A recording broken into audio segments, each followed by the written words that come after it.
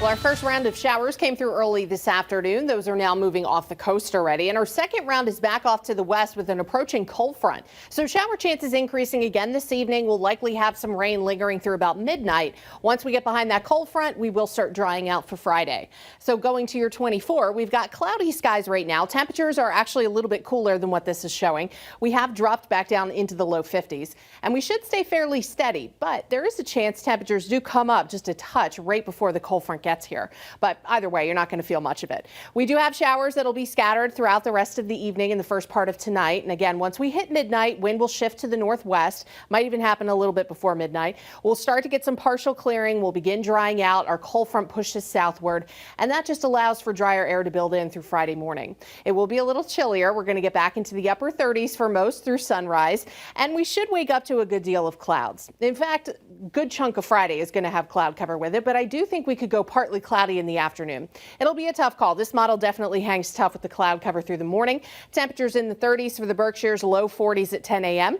We continue out through noon, things getting a little bit brighter out there. Some low to mid 40s expected in the Berkshires. If we can get some sunshine, lower to maybe even middle 50s if we're lucky, but low 50s are looking likely, at least for the lower valley.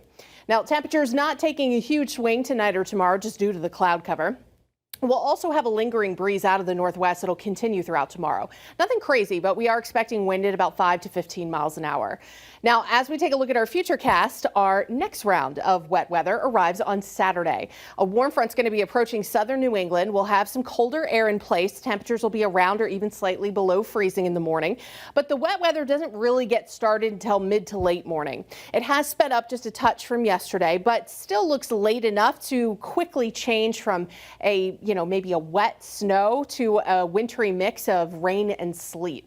It doesn't look like much, if any, accumulation is going to be seen. Even in the hill towns, it's not looking like much, but it may cause some travel issues early Saturday morning.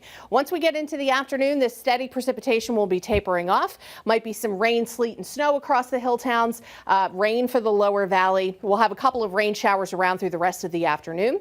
Once we get past sunset, any wet weather that comes across the highest elevations in the Berkshires could fall as some freezing rain, but it's looking very light and very spotty. So icing amounts are expected to be near or below 1/10 of an inch. Not enough to really cause too many headaches out there unless you are, in those elevations above 1,000 or 1,500 feet.